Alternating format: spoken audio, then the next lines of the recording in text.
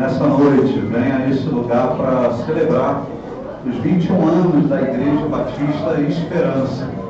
É um lugar de festa, tempo de gratidão a Deus, agradecemos ao Senhor. Estamos desde ontem aqui juntos em festa e hoje, mais uma vez, vamos celebrar, não é, esse aniversário da Igreja Batista Esperança, na sua maioridade, em termos de idade cronológica, não é, e também de participarmos desse culto juntos, de celebrarmos aqui ao Senhor. Nós vamos, nessa noite, nós temos o privilégio de termos conosco o Alexandre, que é o Alexandre Loureiro, que vai nos encantar aí novamente, já como em outras ocasiões, com o violino, aqui tanto no prelúdio, no pós-lúdio, e temos muita festa para fazer hoje, né? Muita coisa boa. Aqueles que não vieram ontem também vão ver uma surpresa muito bacana, não é? A respeito de nossa igreja, de nosso projeto, do templo da Igreja Batista Esperança, e você é convidado para que nessa noite você faça parte desse ajuntamento de gratidão a Deus. Nós vamos cantar essa música aqui hoje, inclusive. Não é? Nós somos um ajuntamento. Nós somos pessoas que se juntam ao Senhor nesse movimento.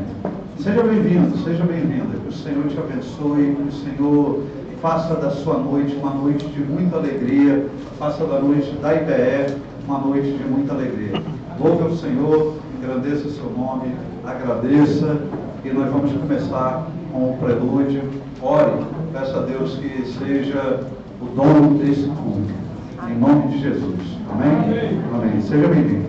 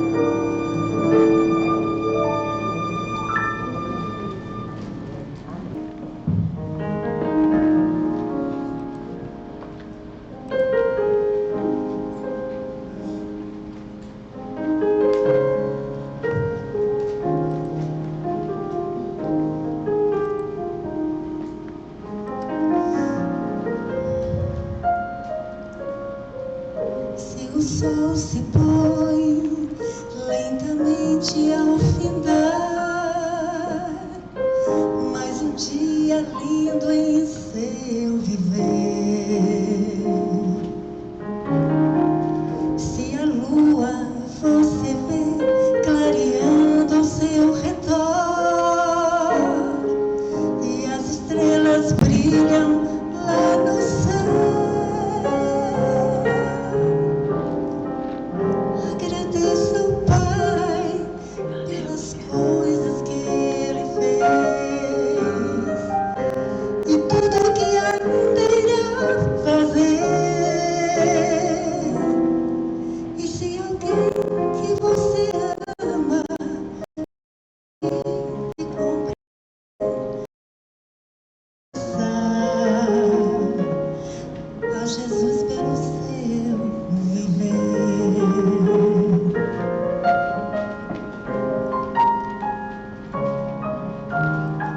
Se honestamente o seu pão você ganhou e alcançou seu alvo sem mentir,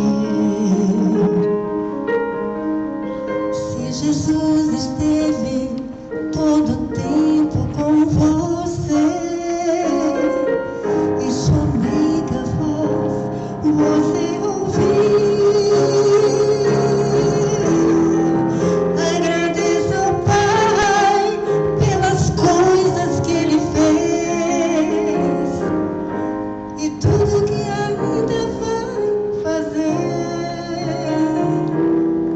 E se alguém que você ama lhe sorrir e compreender, agradeça. Agradeça. Agradeça.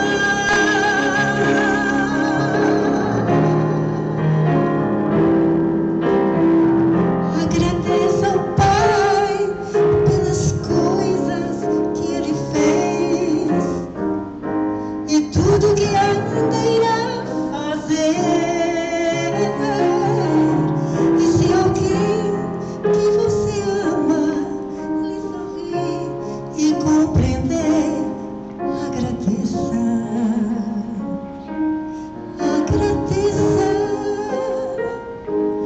Agradeça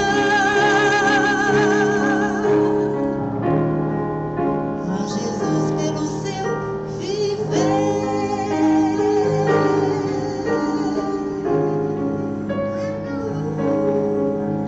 Obrigado, Pai.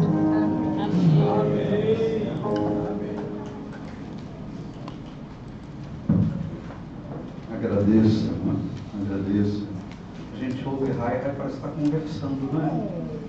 Canta, louva o Senhor, parece que ela está conversando com a gente, não é?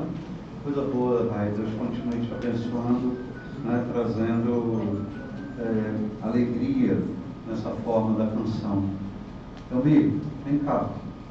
Nosso querido irmão Elmi me pediu um tempo porque ele queria dar uma pequena palavra à nossa querida IBE.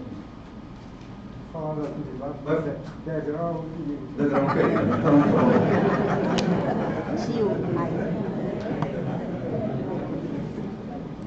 Boa noite, irmãos. Boa noite. Desde ontem à noite, no momento de alegria que vivemos, que estamos vivendo hoje, me motivaram, me emocionaram, e eu pensei em dar uma palavra rápida à igreja, para me integrar também nesse fórum de alegria. No ano de 1900, o biênio de 1915 e 1916, foi o último em que a igreja, a IBE, editou um anuário muito bom, bem feito, com todas as informações de planejamento para 2 anos, todas as informações dos membros que congregaram, com data de aniversário, totalmente interessante. E cada ministro, na época, foi instado a deixar uma mensagem escrita nesse anuário. Todos deixaram, sobrou para mim, como vice-moderador, a última mensagem.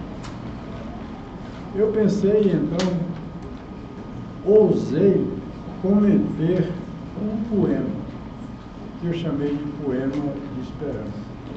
Eu vou dizer a vocês, para relembrar. Eu dizia assim: nessa igreja, a minha alma não se cansa de esperar e orar por um tempo de mudança.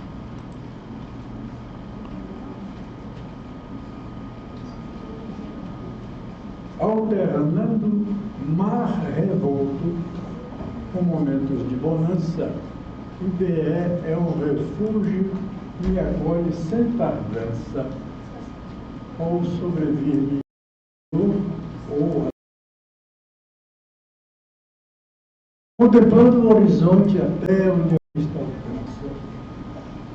Eu vejo dias felizes resultantes da aliança com a graça de Deus, carregada de esperança.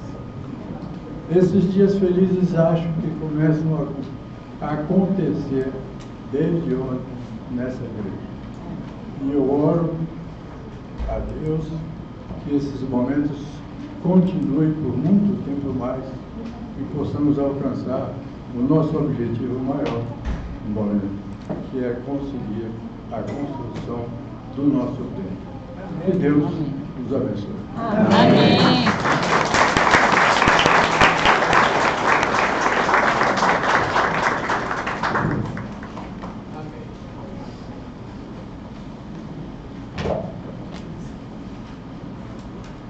Somos gratos ao Senhor por nossa igreja em missão. Ontem nós estivemos aqui, alguns verão pela primeira vez, aqueles que vieram ontem já ouviram, mas alguns verão pela primeira vez o projeto do novo templo da Igreja Batista Esperança.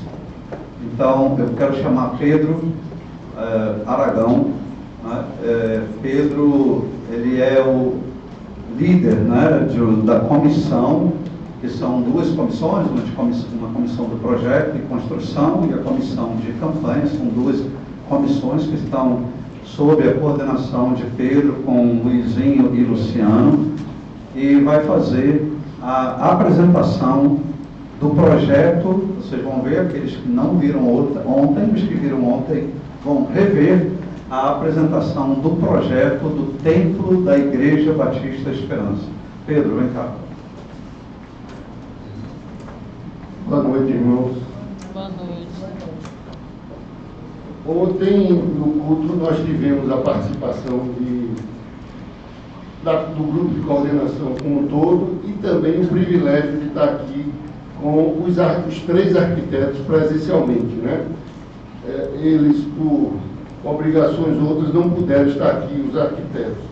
Mas eu queria primeiro, quem está aqui, apresentar aqui Luizinho, Luizinho dá um tchau ali, todo mundo conhece.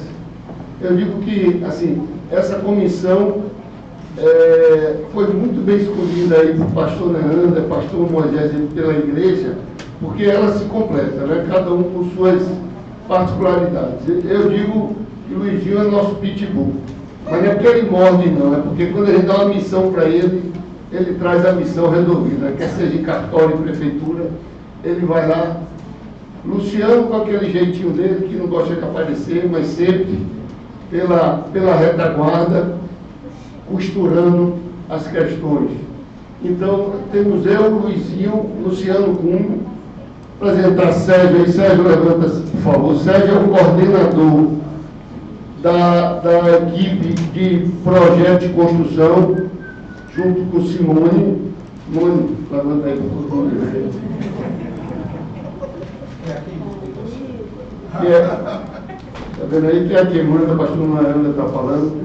Na verdade, assim, a contribuição maior dela na comissão, porque ela sempre foi uma pessoa de muito bom gosto.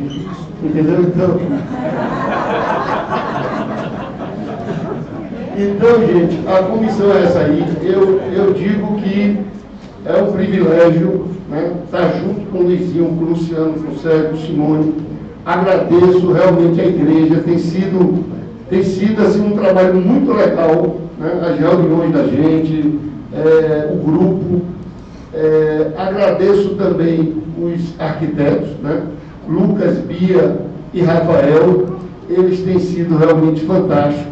entregando muito mais do que foi contratado, né? Por exemplo, o vídeo hoje que eles prepararam foi uma exigência a ferro e fogo de pastor Neander. No dia do aniversário da igreja, a gente tem que apresentar alguma coisa, né? Então tivemos um vídeo bem legal. Mas, assim, duas coisas que eu queria falar do projeto é o seguinte: como surgiu esse projeto? O projeto técnico, né? Surgiu da demanda dos ministérios. Então não foi uma coisa que o grupo sentou lá e começou. Então foi feito um trabalho por Ana dá um tchauzinho aí, também participa aí, participou também desse trabalho. Ela fez um trabalho de pesquisa junto com os ministérios para ver realmente a necessidade de cada ministério para a gente transpor o projeto. Outra decisão muito importante era que a gente privilegiasse, né, o departamento infantil, os departamentos de jovens e adolescentes, né, e a questão da acessibilidade. Então, todos os cômodos da igreja, a gente teve esse cuidado, né, principalmente o pessoal da área técnica, aí, Sérgio, Simone, os arquitetos, com acessibilidade. Então, até na chegada da igreja vai ter uma rampa em que o carro vai entrar, a pessoa vai descer, quem tiver com dificuldade de acesso, na porta da igreja, o carro vai estacionar, estacionamento. Então, assim, vocês vão ver que o vídeo está autoexplicativo. Então, mais uma vez, em nome da coordenação, agradecer à igreja a confiança, tá, nessa comissão, e que tem sido realmente um privilégio para a gente estar nesse trabalho aí de projeto da igreja. Quais são as próximas etapas? O projeto, vocês vão ver, já está na fase final. Depois, da entrada na prefeitura para aprovação do projeto, e a gente vai, essa coordenação. Sim, antes de a gente dar entrada na prefeitura, né, esse projeto vai ser apresentado tecnicamente, não um vídeo assim para a igreja, mas vai ser apresentado tecnicamente numa assembleia, né, que seria aí o momento para a gente ver os detalhes dos detalhes, né. Após a aprovação do projeto em assembleia, é que vai para a prefeitura. E depois a coordenação já está planejada para essa parte aí sendo tocada mais por Sérgio e Simone, e a coordenação voltar aí para a parte de campanha, captação de recursos. Então, a ideia é essa. Queria também aproveitar para não ser... para não deixar de valorizar também esse trabalho. Pastor Neander, fique de pé aí, pastor Neander, para todo mundo me conhecer. Pastor Neander, e pedir a Érica também para ficar de pé, em nome de pastor Moisés, né? Nós tivemos um grande privilégio, né, de partir da presença também, tanto de pastor Neander como de pastor Moisés, em todas as reuniões que nós tivemos. Pastor Neander faltou, eu acho que uma ou duas, em função de não estar aqui em Salvador, né? Que são eles que têm a maior sensibilidade realmente da necessidade da igreja. Então, agradecer também a participação aí de pastor Moisés e pastor Neander, também junto com a gente, nos apoiando. Muito obrigado. Boa noite. Queridos, antes da gente, nós vamos orar, agradecendo a Deus pelo trabalho dessa comissão, por tudo que vem sendo realizado até agora, pelos desafios que vamos ter. E nós vamos entrar num momento muito especial a partir desse projeto, da finalização desse projeto, que é o momento de execução.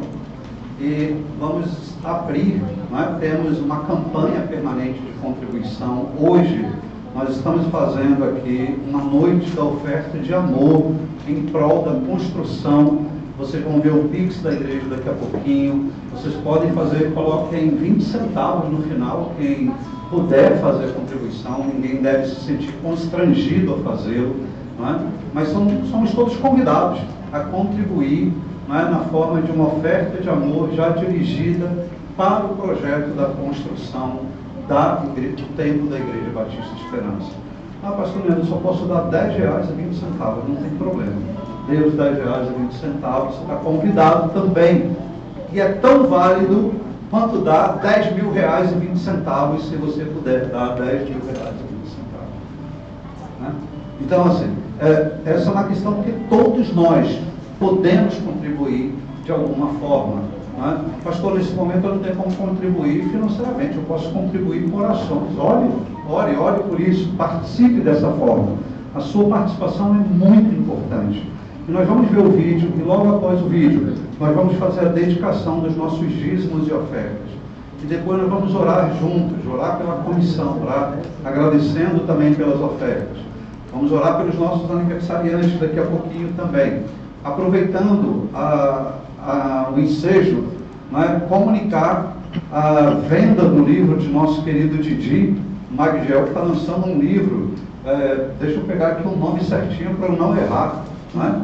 Chama-se Minha Mãe, não é a minha, é a mãe dele, né? Então é Minha Mãe, Seus Cabelos Longos e o Lampião.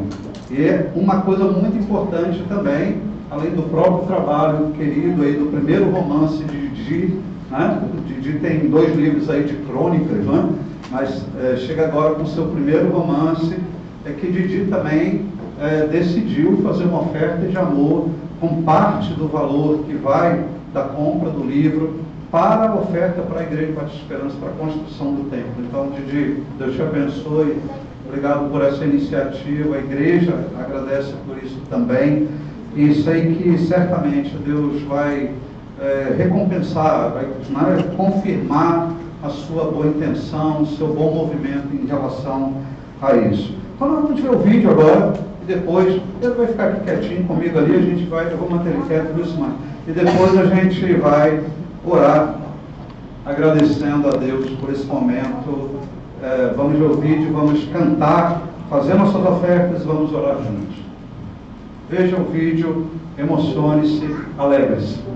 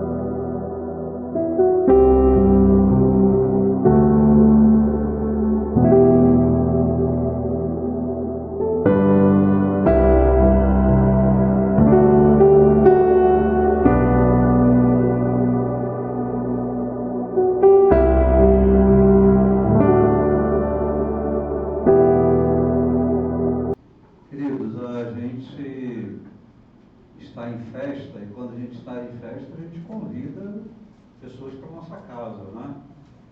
E hoje, nessa festa, desde ontem, nós temos o privilégio de termos aqui em nossa comunidade, nossa igreja, a presença do pastor Roberto Amorim.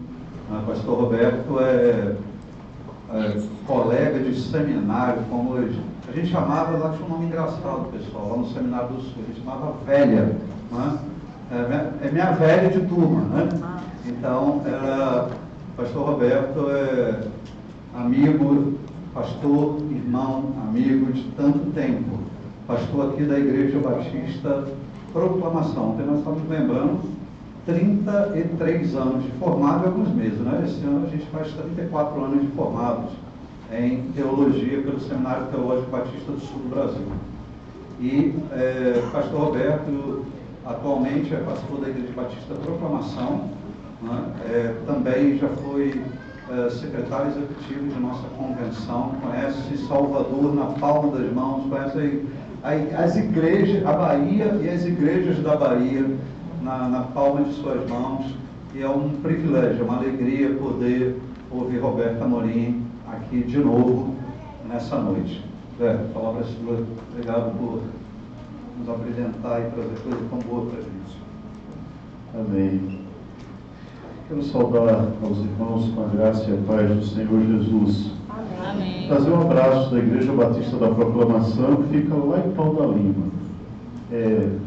Geograficamente não é tão distante, mas quando a gente considera a cidade e os seus estratos, somos uma comunidade bastante distante daquilo que está no centro. Então eu quero trazer uma igreja de 60 anos, plantada na antiga fazenda Pau da Lima, que está lá testemunhando e ajudando a construir aquilo que nós acreditamos como sendo uma sociedade mais justa e até mais afinada com aquilo que o Senhor das nossas vidas tem projetado para o nosso tempo.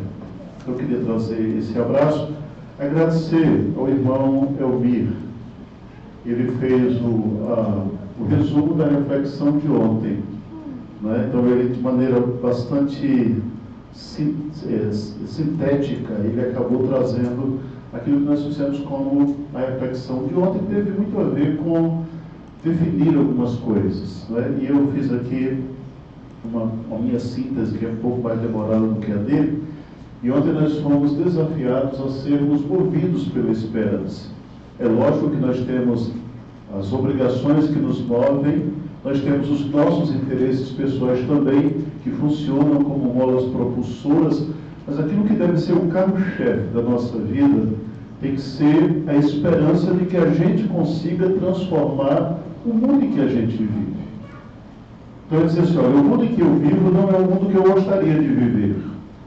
Há um outro mundo possível. Há um mundo de injustiça, há um mundo de exclusão, há um mundo que tem cheiro de cravo de defunto, e eu gostaria que esse mundo fosse mais cheirando ao jasmim. Então eu vou trabalhar, batalhar cada dia por isso. Eu não sou um otimista, ingênuo não. Eu não sou um pessimista amargo. Eu me defino mais como um realista esperançoso. Então pulsa em mim e move a minha mente. Não sei quantos aqui viram um desenho animado chamado Pink e o Cérebro. E todo dia o Pink perguntava, o que a gente vai fazer amanhã? E o cérebro dizia, amanhã a gente vai conquistar o mundo. Isso deve nos mover. O tamanho do desafio não deve nos inibir. É dizer assim, olha, eu posso não fazer, mas eu vou lutar para que aconteça. E quem sabe numa corrida de revezamento a gente consiga. Nós estamos separados, a Igreja Esperança e a Igreja Proclamação. Mas olha que coisa interessante, nós estamos colocados na sociedade em lugares estratégicos.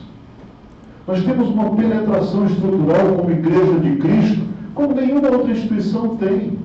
Então, se essa comunidade for composta de discípulos e discípulas que querem mudar o mundo, essa capilaridade que a igreja tem, que o povo do Evangelho tem, se a gente atuar como discípulo em cada uma dessas comunidades, e nos lugares onde nós estamos, como otimistas, como realistas esperançosos, pode ser que a coisa dê certo. A luta é grande. Jesus, no início, quando ele disse que o reino de Deus já estava instalado, ele já previa que o sistema o mataria. Porque o sistema privilegia os privilegiados de sempre. Eu, por exemplo, tenho o privilégio de ser homem numa sociedade machista, branco para os padrões brasileiros, numa comunidade racista, hétero numa comunidade que tem um viés homofóbico muito forte. Eu só não sou rico. E olha que eu tenho que remar, Danilo, uma barbaridade para sobreviver. Agora eu fico imaginando quem não tem nenhum desses outros 4 benefícios. Qual é o tamanho da remada? Qual é o tamanho da injustiça que se põe sobre essa pessoa ou sobre essa comunidade de pessoas? Então é preciso que a gente olhe como realistas, esperançosos, primeiro, de uma maneira muito objetiva, fazendo uma análise absolutamente real, sem dourar a pílula. E aí a Bíblia sintetiza isso dizendo: o mundo jaz no maligno. Isso é a síntese da análise. Assim, depois que eu consultei tudo, e isso sem espiritualizar, sem transformar a nossa análise numa coisa meio fantasmagórica, é diabólica, é maligna, porque as relações mais concretas não são. Não é porque existe um espírito se apoderando das pessoas, é porque existe um sistema, existe um espírito que tomou o sistema.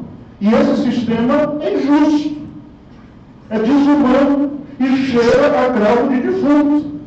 Essa é a análise realista que eu preciso fazer. Mas eu preciso ter um olhar poético. Dizer, olha, existe a diversidade, existe a nuvem carregada, mas existe um céu azul. É possível falar de um outro mundo possível. É possível pensar, conceber uma outra realidade. Durante a pandemia, nós ouvimos especialistas dizendo assim: o mundo pós-pandêmico será um mundo novo. O mundo que nós conhecíamos antes da pandemia morreu. Então nós estamos numa encruzilhada histórica extraordinária. Porque o mundo que nós conhecíamos já não existe, mas o mundo que está por vir ainda não veio. Então nós somos os arquitetos desse tempo. Qual é o mundo que a gente gostaria de viver? Nós estamos num túnel escuro. Mas qual é o mundo que a gente quer construir do lado de lá? É disso que se fala quando se pensa no tema da esperança. E o nome dessa igreja é lindo, porque ela tem DNA de esperança e ela tem no seu nome a esperança. Parece aqueles nomes bíblicos, não parece? Que cada nome tinha um significado, estava carregado do caráter daquela pessoa. Então Jacó era o enganador. Bota o nome desse menino Jacó, porque o caráter dele é levado para isso. Noemi é a doçura. E esperança é aquela que continua crendo, apesar do desespero que lhe cerca. E aí vem a imagem bíblica, né, que eu acho extraordinário, Gênesis capítulo 1. O Espírito de Deus pairava sobre a face do abismo. Há um caos ali embaixo, mas o Espírito vai pôr ordem nisso tudo. Isso é assim que reside a esperança. E pensando na construção desse novo tempo, eu fiquei meditando no texto de Ezequiel. Ezequiel 37, ele diz assim, Ezequiel capítulo 37, a mão do Senhor veio sobre mim, e ele me levou pelo Espírito do Senhor a um vale cheio de ossos, que me fez andar de um lado para o outro, e vi que o número deles no vale era grande, e estavam sequíssimos. E ele me perguntou, filho do homem, esses ossos poderão reviver? Respondi, Senhor, tu sabes. Então ele me disse, profetiza sobre esses ossos, e diz-lhes, ossos secos, ouvi a palavra do Senhor. Assim diz o Senhor Deus a estes ossos, farei entrar em vós o fôlego da vida, e vivereis. Sobre vós porei nervos, farei aparecer carne, e estenderei pele, porei o Espírito em vós, e vivereis, e então sabereis que eu sou o Senhor. Profetizei como me foi ordenado, e enquanto profetizava, houve um ruído, um barulho de estalo, e os ossos se uniram osso com osso, e olhei e vi que os nervos os cobriam. A carne apareceu e a pele se estendeu por cima deles, mas não havia espírito neles. Então ele me disse, profetiza ao Espírito, ó filho do homem, profetiza e dize ao Espírito.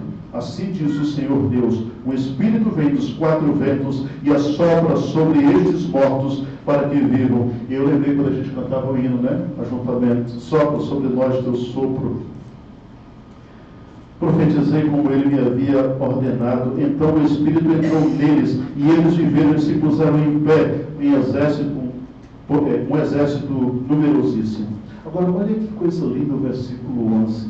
Vai explicar a parábola. A visão que o profeta acabou de ter.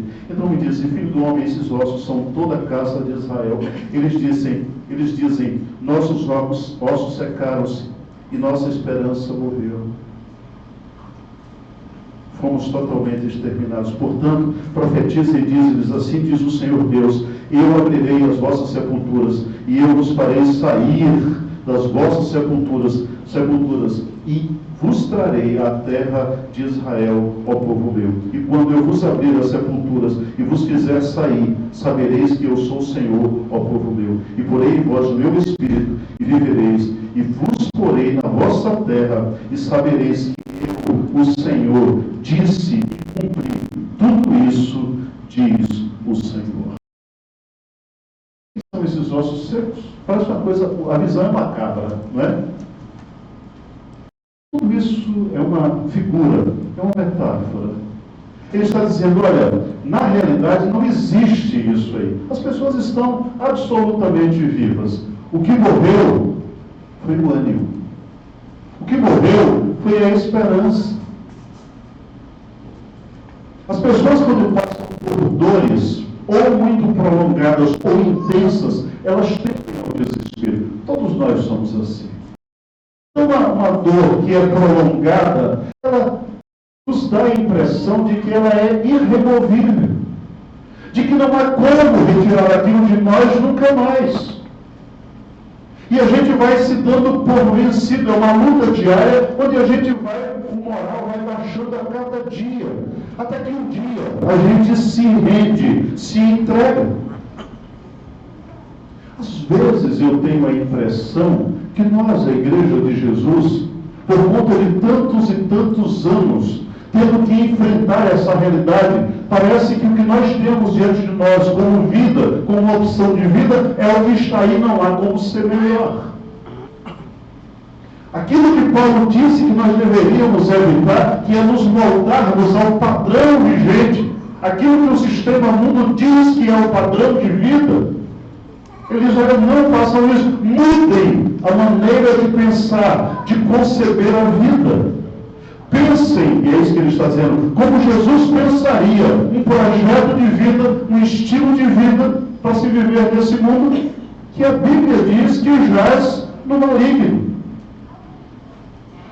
Se nós estamos nessa encruzilhada histórica que eu falei, então qual é o projeto que nós temos para o mundo? Ontem eu citei aqui a história do Gondim, quando ele disse que a gente tem que quebrar os espelhos e abrir janelas transparentes para que as pessoas vejam como nós vivemos aqui dentro. Como é que a gente vive aqui dentro?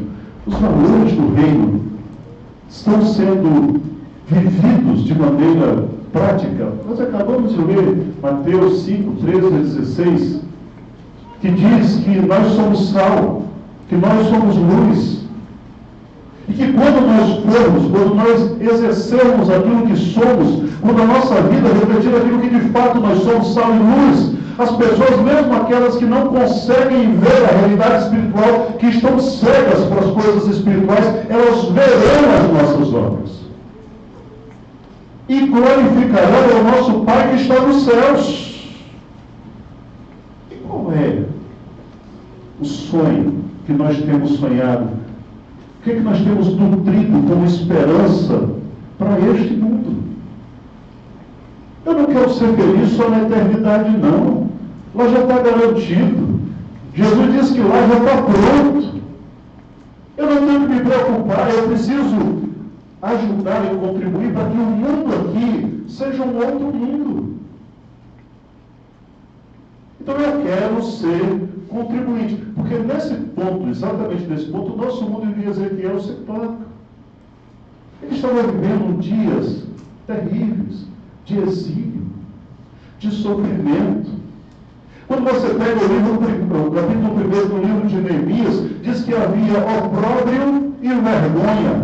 muralhas estavam derrubadas, as portas estavam queimadas. Ele diz: eu me assentei e chorei.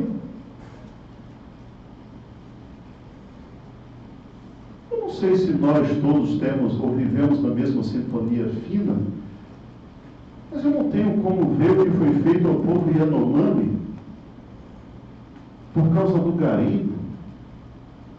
E só porque eu não sou indígena, só porque eu não vivo da floresta, eu acho que não tenho nenhuma conexão com aquilo. Só porque eu não sou preto, o problema do preto não é meu problema. Só porque eu não habito a periferia,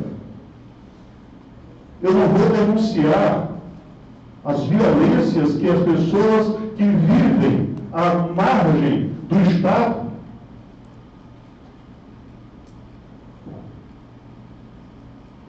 Se eu não fizer isso, eu perdi toda a minha sensibilidade, porque aquele que eu chamo de Senhor, ele se identificou com as minhas próprias dores e não eram as dores dele.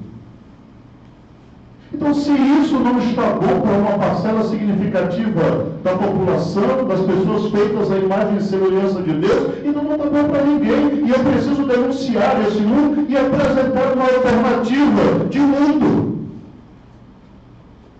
Eu gosto muito do texto de Atos 13:36, diz que Davi serviu a sua própria geração e descansou. Esse é o chamado para a igreja. Nós somos chamados para fazer uma revolução no mundo hoje, como Lutero fez no século XVI. Denunciar aquilo que não está segundo a vontade de Deus, e não apenas no que diz respeito às doutrinas, mas aquilo que afeta a vida das pessoas, de maneira concreta. Mas eu entendo que nós, igreja, nós encontramos um lugar, os discípulos de Jesus no mundo. Nós nos desenvolvemos, até por conta da cooperação que temos, nós criamos meio que uma ilha, ou uma arca. Nós estamos no meio da nossa geração, como Noé. Lembra de Noé? Passou aquele tempo todo, um ano, cerca de um ano dentro da arca. E eu imagino que os primeiros dias eram extremamente difíceis de serem vividos ali. Mas chega uma hora que aquilo ali é o que cabe a Noé. E Noé não quer sair da arca. Porque lá fora há corpos em decomposição. Porque todo ser vivo foi afetado pela enchente. Então tinha muito corpo se decompondo. O ambiente não era muito cheiroso. E lá dentro ele estava protegido. Foi preciso que Deus dissesse assim: Noé, sai para fora. Sai desse lugar cômodo em que você está e vem para cá enfrentar as intempéries. Vem construir o mundo que eu te ordeno, ou que te ordenei que construísse.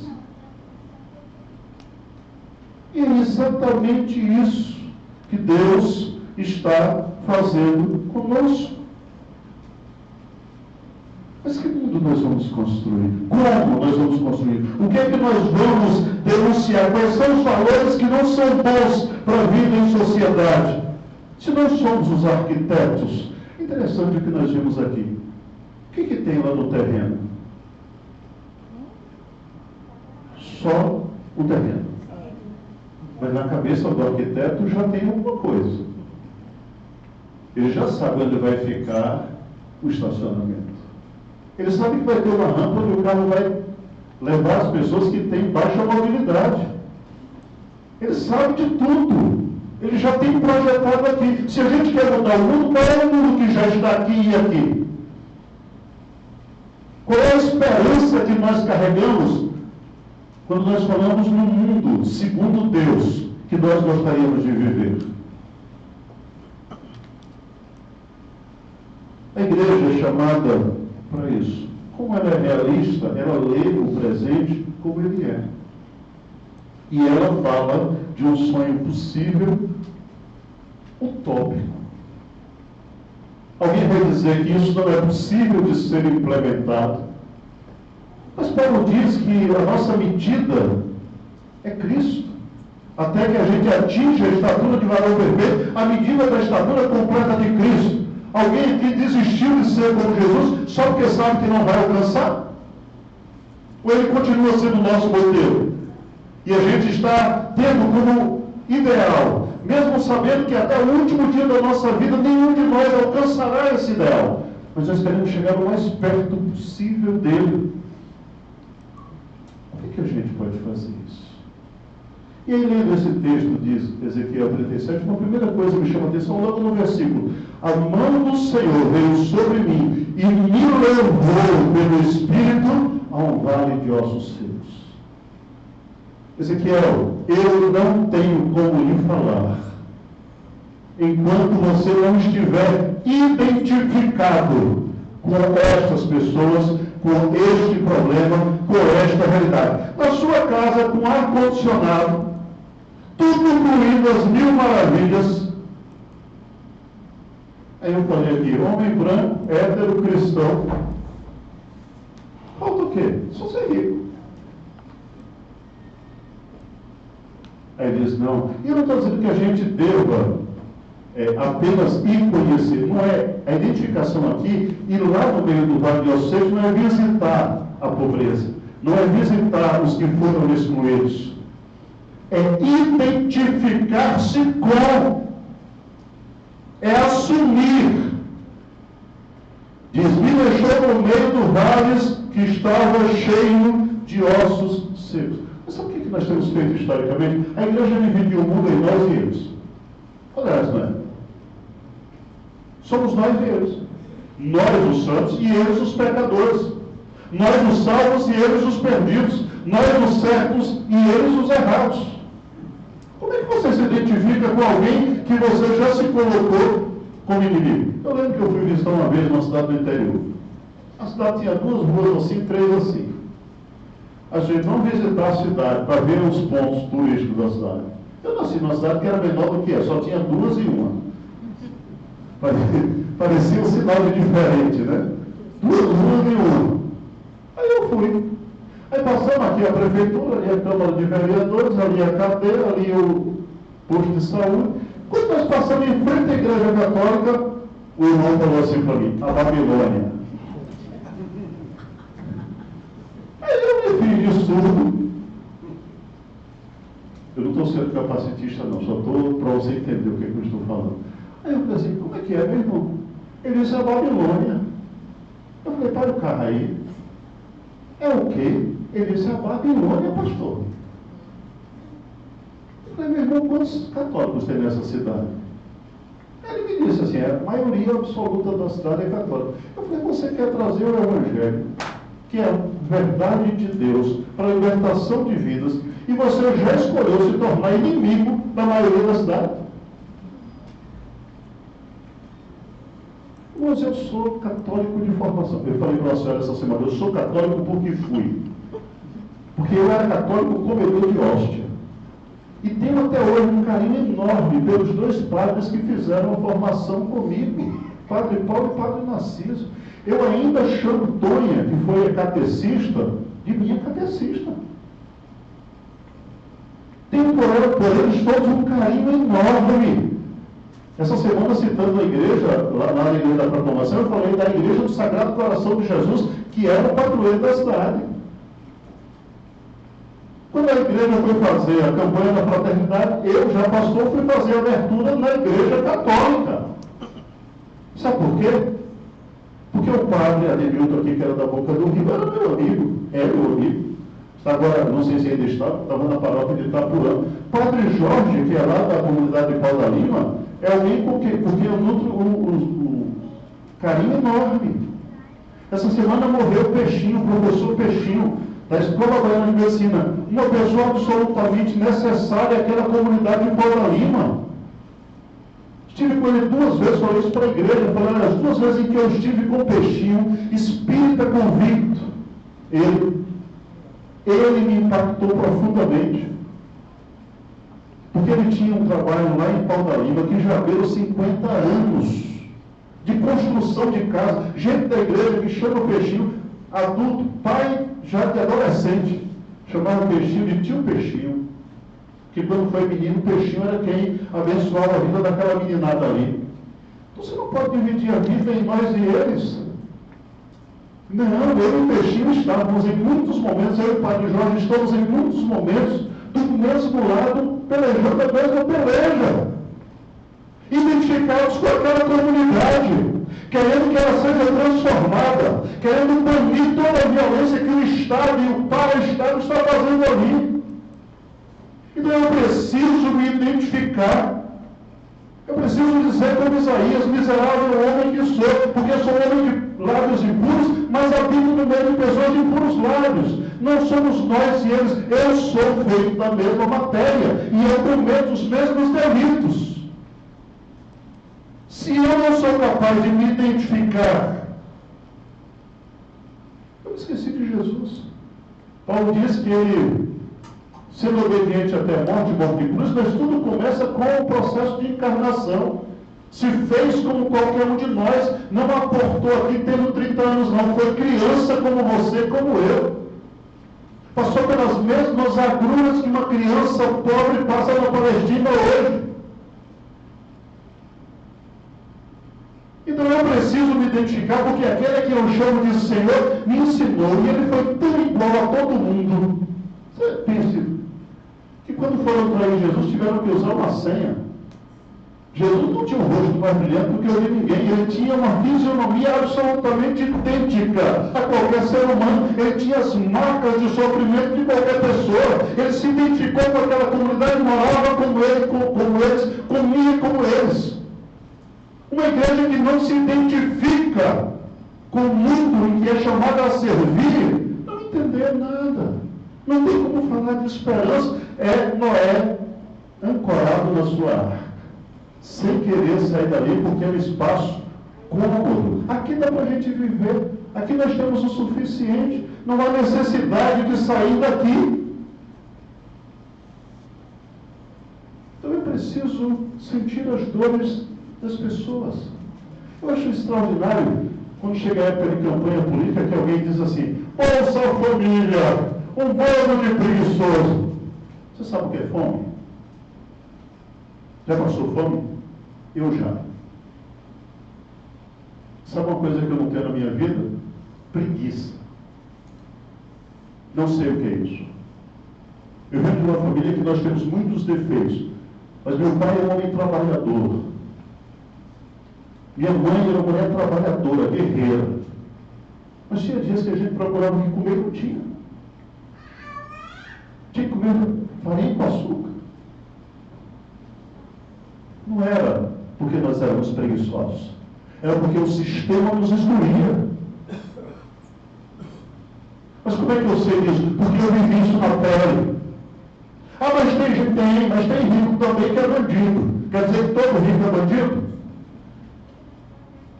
Quer dizer que todo mundo que tem uma conta boa, bancária, é alguém que conseguiu esse imóvel injusto? Não. Então, como eu não posso generalizar para cima, eu não posso generalizar na hierarquia econômica para baixo.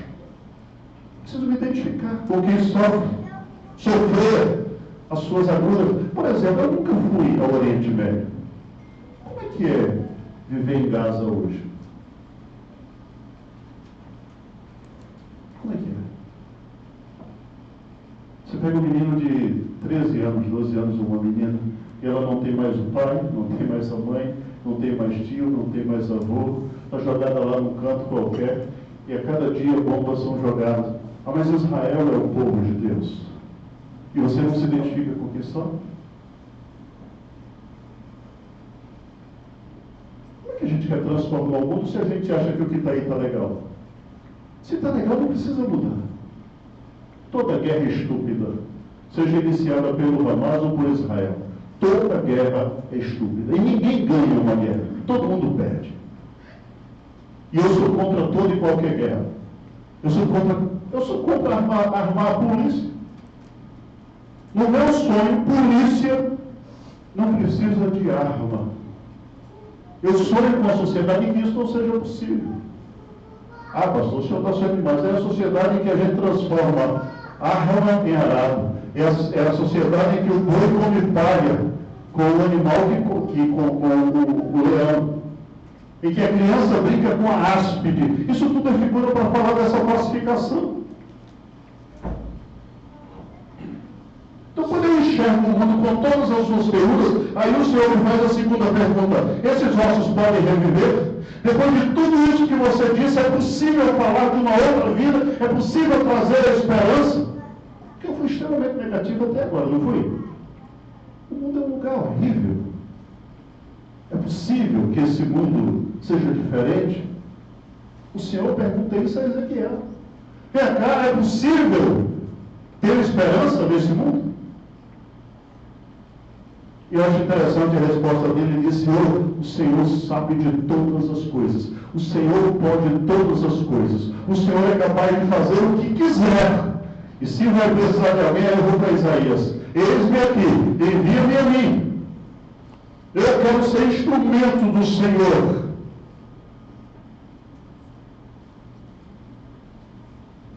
Aí alguém diz: não, pastor, eu já ouvi isso.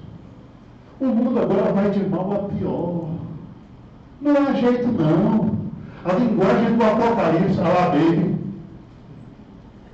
Daqui a 5 anos o Apocalipse vai vir. O Apocalipse é o quê? O Apocalipse é o que há de mais esperançoso na Bíblia Sagrada. O que você vê nos primeiros capítulos de Apocalipse é mostrando a realidade, como eu descrevi aqui. O realismo nu e cru. Mas lê os 2 últimos capítulos.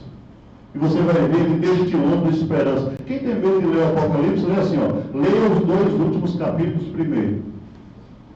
Você já conhece, já estou dando, como o pessoal chama o filme, quando você conta o final, spoiler. Estou dizendo como é que esse filme vai terminar. Agora vai ler lá, a bagaceira toda que você vai encontrar. Mulher correndo com o menino nos braços, grávida. É uma agonia que não tem fim. Até o capítulo 19.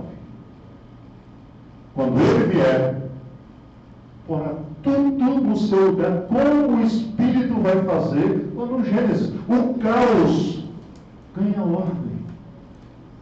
A pergunta que eu tenho que fazer para mim, eu acredito nisso. Uma vez eu estava num evento da UNEB, estava naquela aula de apresentação. E aí a menina que me antecedeu disse que ela fez um estudo lá sobre religião, sobre a ilusão da religião. Mas o professor mordeu a isca. E aí, na religião. O próximo que ia falar era eu, sua formação. Teologia.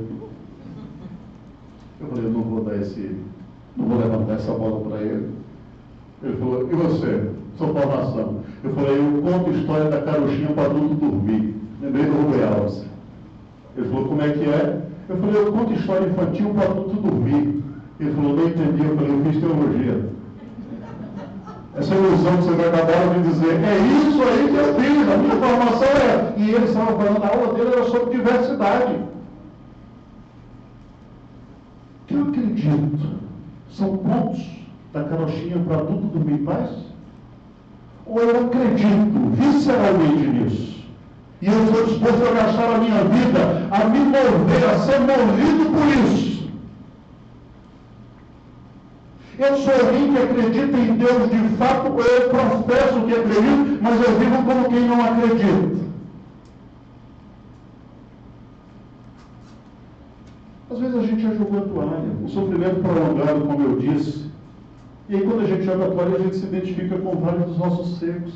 Foi sem esperança. O mundo é isso aí, vai ser de mal a pior. Não tem jeito. Quando a gente olha o estado no Rio de Janeiro, qual é o único governador do Rio que não foi preso? Benedita da Silva. Graças a Deus, nossa irmã. Todos os outros estão envolvidos com algum tipo de coisa que não condiz, que não convém, que é violento contra a população já excluída. É possível mudar o mundo assim? Eu preciso dizer, dar resposta para Deus. Eu sei que alguns aqui que têm a cabeça como a minha já grisalha vão se lembrar desse poema do Taiguara. Ele diz assim: vê como um fogo brando funde o ferro duro. Vê como o asfalto é teu jardim, se você crê. Que a sol nascente avermelhando o céu escuro, chamando os homens para o seu tempo de viver. E que as crianças cantem livres sobre os muros e ensinem sonho a quem não pode amar sem dor. e que o passado aos presentes para o futuro, que não dormiu e preparou o amanhecer. Ou a gente acredita nisso aqui, que o asfalto pode ser o nosso jardim, que as crianças ainda cantarão sobre os muros. Ou então a nossa fé já morreu, a nossa esperança já morreu. E não há nenhum desespero. É possível recobrar isso. O profeta, quando ele profetiza, ele vai trazer vida exatamente para aqueles que já não vivem, para aqueles que perderam toda a esperança. É isso que diz o versículo 11. Mas como é que eu faço isso enquanto profeta do Altíssimo? Eu preciso sonhar com esse mundo. Eu preciso ver antes que ele venha existir como o arquiteto. E eis que farei entrar o Espírito em vós, e vivereis, porei tendões, farei crescer carne, estenderei pele, e porei em vós o Espírito e vivereis, e sabereis que eu sou o Senhor, diz os versículos 5 e 6. Veja o que ainda não existe, a Bíblia chama isso de fé. Veja o que ainda não existe, mas que virá a existir, pelo poder do Senhor que operará através de nós. Compartilhando ontem ali. 11 homens lutaram contra o Império Romano. Não vou discutir as razões, mas eu queria que você se embebedasse com isso também. Você pode imaginar o dia que Constantino se rende ao cristianismo? Aqueles 11 homens, sem dar um único tiro, sem pegar uma única arma mortal, conseguiram colocar o Império Romano de joelhos. É possível? Eu preciso sonhar com isso. Imagina uma flor nascendo no asfalto quente, 40 graus. Quando Jeremias estava sonhando com a restauração, que só viria daria 7 décadas, ele comprou um terreno. E diz, eu não habitarei esse terreno, eu não plantarei nesse terreno, mas os meus netos plantarão e construirão.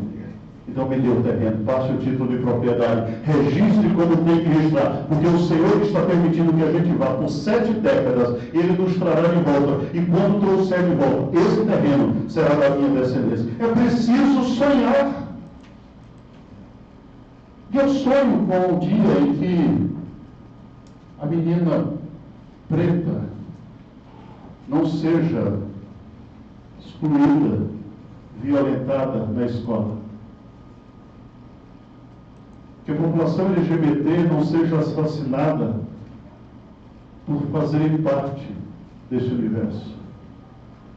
Que o pai de santo não tenha o seu terreiro invadido, porque professa uma fé diferente da fé hegemônica. Eu sonho com isso. Eu sonho com o direito daquele que não crê, em dizer que não crê e não ser alijado por isso. E se tem uma coisa que é batista, é isso. Não concordo, mas você tem todo o direito de manifestar isso.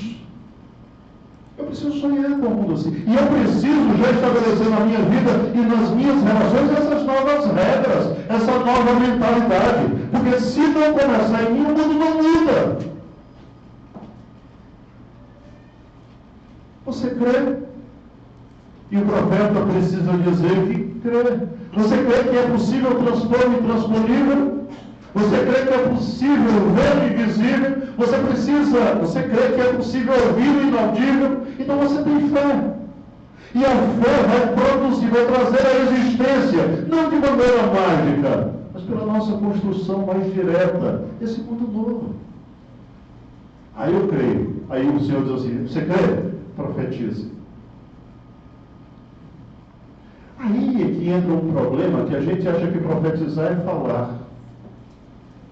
Quantos profetas tiveram que fazer da sua vida e no seu estilo de vida a mensagem? Vai e casa com uma mulher de prostituição. E o que aquilo significava? Denunciar a prostituição de Israel. Ele vai usar a própria vida como a mensagem. Profetizar não é dizer assim, olha, vocês que estão mortos, quando eu sou morto. O sopro do Espírito já tem que ter passado por mim, já tem que ter me trazido à existência, para que eu seja uma testemunha, a minha vida seja a mensagem. Eu proclame com a minha própria vida. Quantos profetas tiveram que ficar nus para denunciar a nudez de Israel? É interessante que em determinados momentos assim, você vai dormir tantos dias sobre o lado direito e tantos dias sobre o lado esquerdo. E aquela forma de dormir era uma mensagem. Então profetizar não é somente dizer, mas é viver segundo essas novas regras que nós ansiamos que se estabeleçam entre nós, fazer com que a justiça, antes de correr como um rio caudaloso, seja uma nascente em nós, nos nossos relacionamentos mais cotidianos. E aí a gente pode anunciar e pode dizer ao Espírito: venha agora e sopre sobre estes o mesmo hálito que sopraste sobre mim. E que essa esperança não seja somente minha. E eu vou citar Raul, eu nem sei se a composição é dele, mas ele disse: sonho que se sonha só é só um sonho. Para se tornar realidade, a gente precisa sonhar junto. É dizer: Senhor, eu leio o mundo e eu sei das dores e das tragédias, mas o Senhor tem implantado aqui uma visão de um mundo diferente. E eu quero ser arauto dessa nova realidade, não porque eu estou cumprindo uma regra religiosa, mas porque eu tenho vivido isso. E agora eu posso chamar as pessoas: venham ver como a gente vive aqui dentro. Já somos mais que um, já somos alguns vivendo isso aqui dentro. A justiça, a paz, a alegria, que só o Senhor é capaz de dar a vida abundante. Então, se nós queremos construir uma nova ordem, um novo mundo, nós precisamos acreditar. Primeiro, que o que está aí está falido, está fadado ao fracasso. E não precisa nem ser especialista para dizer isso. Temos uma moça ali que trabalha dentro da penitenciária. E ela pode dizer tanto das injustiças que são feitas contra pessoas que já não deveriam estar lá e que estão lá pela única questão de que não pertencem a uma determinada classe, a uma determinada casta, quanto aqueles que precisam estar ali para que fossem, se o sistema fosse bom, ressocializados, porque viveram uma vida ruim, estão vivendo uma vida absolutamente ruim que machuca o outro. Então, quando eu olho os meninos nas sinaleiras, quando eu olho as mulheres exploradas, quando eu vejo as violências todas acontecendo ao meu redor, a única conclusão que eu chego é que o mundo jaz no maligno. Mas é possível construir um mundo onde a vida flua? Eu acredito nisso.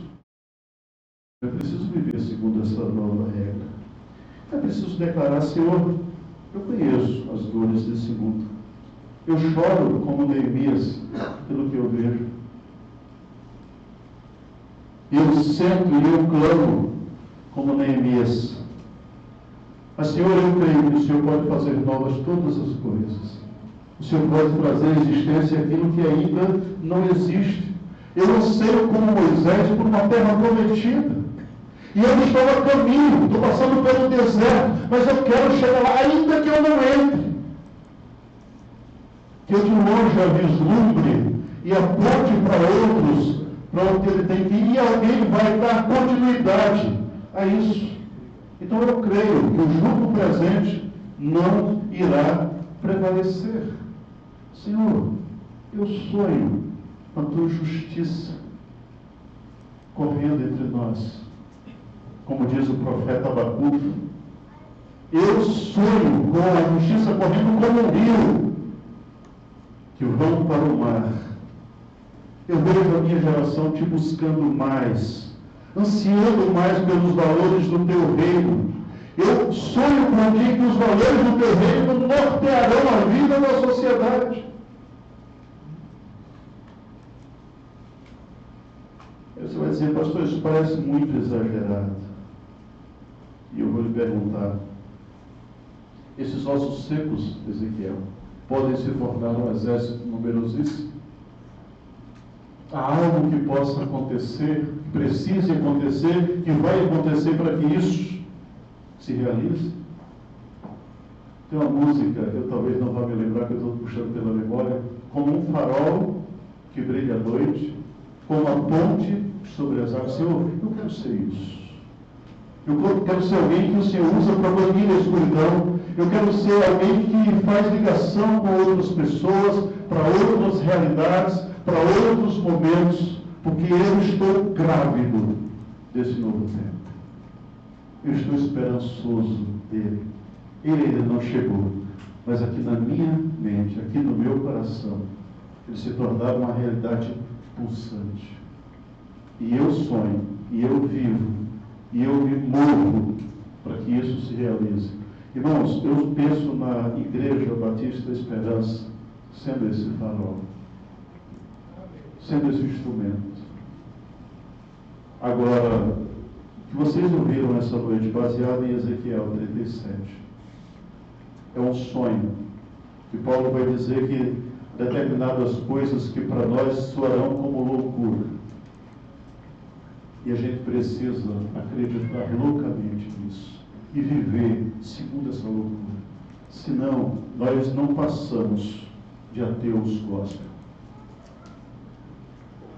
Gente que diz crer, mas que vive como se não acreditasse. E eu não estou propondo que ninguém saia daqui vendendo tudo que tem, dê aos pobres, porque eu não acredito que isso vai resolver o problema. Não é mudança do saldo da conta. É mudança de mentalidade. Paulo diz, nós devemos nos renovar pela transformação do nosso entendimento, para que a gente comece a experimentar qual seja a boa, agradável e perfeita vontade de Deus. E uma coisa eu sei, a vontade de Deus não é o que nós temos experimentado nos nossos dias.